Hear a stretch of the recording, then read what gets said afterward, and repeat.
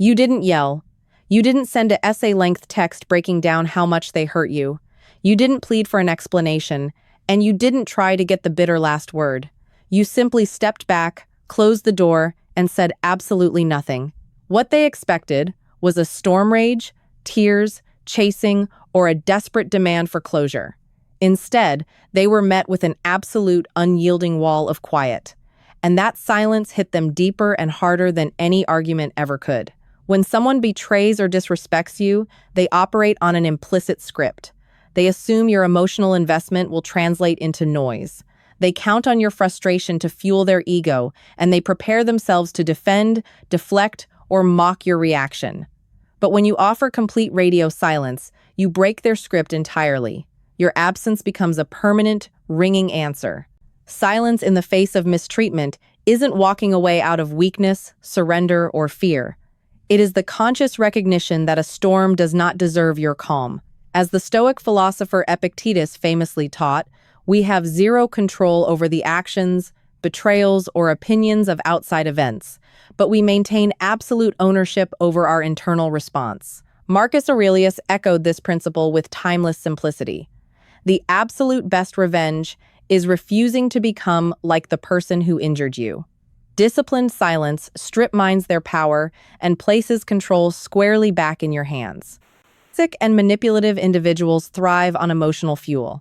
They treat your reaction as proof of their leverage over you. If they can make you angry, defensive, or heartbroken, they know they still hold a key to your mental state.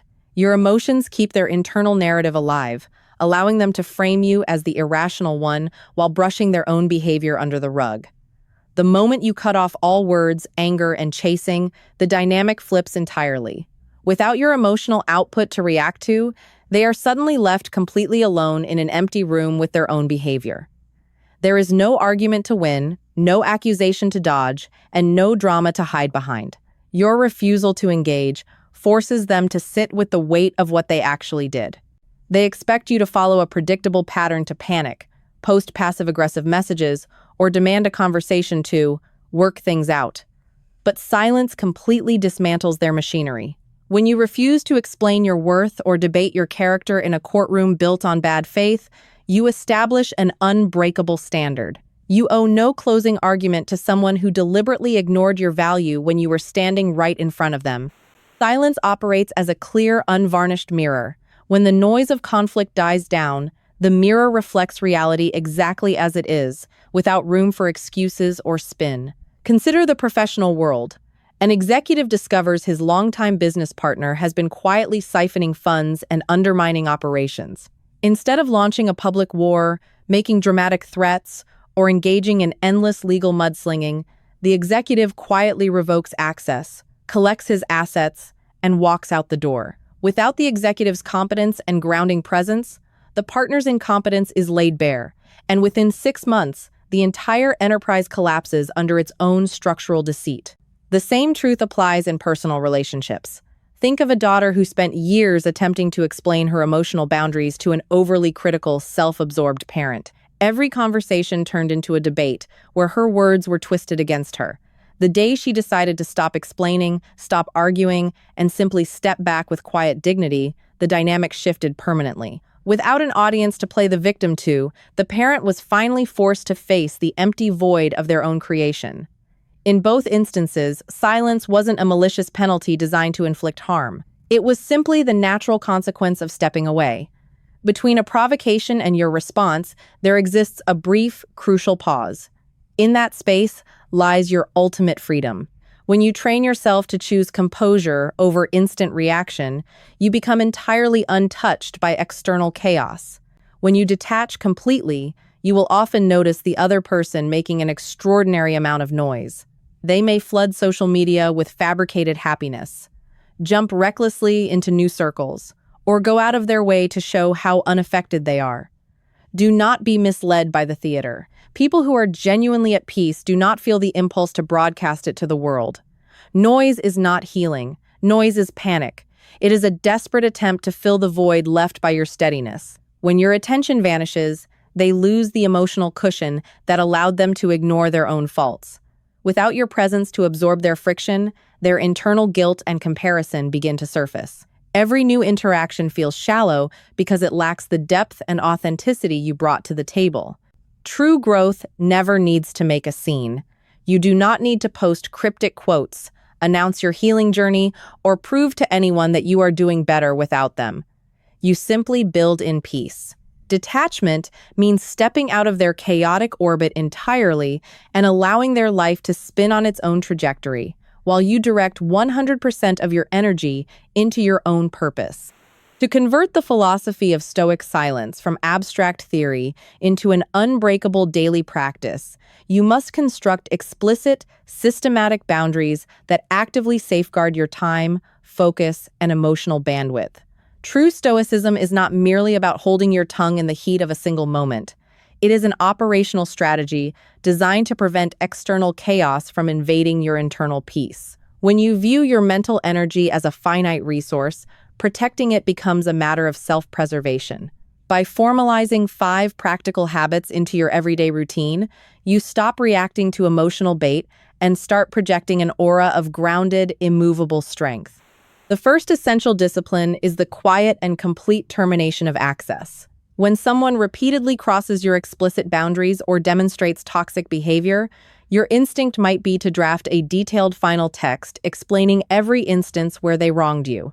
However, launching into a lengthy speech or delivering an ultimatum actually gives them the exact thing they want: your focused attention and emotional output. Access trains behavior, meaning that every time you explain yourself to someone who routinely disrespects you, you subconsciously signal that your boundaries are up for debate. Cleanly cutting off access, whether that means unfriending, blocking, or quietly disengaging, without an exit monologue, forces them to deal with the sudden, undeniable reality of your absence. Your total withdrawal speaks with a level of finality that no essay-length message could ever hope to match. The second habit requires implementing a mandatory 24-hour emotional buffer whenever you are confronted with provocation. Whether you receive a condescending message, an unfair critique, or a manipulative comment, impulsivity is the absolute enemy of strategic composure. The initial urge to fire back a quick defense comes entirely from ego, which only serves to pull you straight into the mud of unnecessary conflict. By establishing a strict rule to wait a full 24 hours before responding to any high-tension interaction, you create a buffer zone where initial emotional spikes can settle into rational clarity. When a high-strung situation encounters a completely patient and unbothered shore, you will discover that the majority of artificial crises naturally lose momentum and dissolve on their own. When an interaction cannot be avoided entirely, such as when dealing with coworkers, family members, or official business, the third habit demands mastering the one-sentence standard. The moment you offer extensive justifications, excuses, or long-winded explanations for your decisions, you invite the other person to analyze, dissect, and counter-argue your position. Over-explaining is an implicit sign of weakness, as it signals that you feel obligated to seek their validation or permission. Instead, train yourself to deliver a single, crystal-clear statement that sets a firm line without opening the door to debate. Formulations like, "That arrangement no longer works for me," or "I have made my decision and won't be discussing this further," establish an unambiguous boundary, leaving no room for emotional manipulation or further negotiation.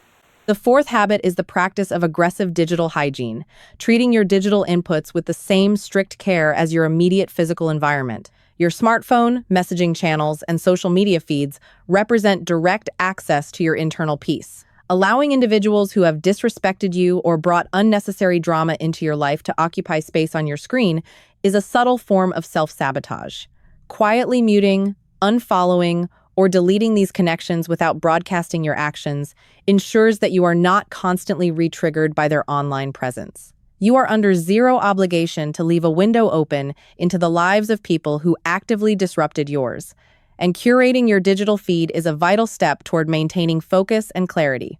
Finally, you must build the discipline of instantly channeling mental rumination into physical or cognitive output. When your brain falls into repetitive loops, constantly replaying past arguments, litigating unfair situations, or searching for answers to unresolved questions, you are wasting valuable kinetic energy on scenarios you can no longer change. The moment you catch yourself falling into an overthinking cycle, use that friction as a trigger to immediately switch gears into purposeful action.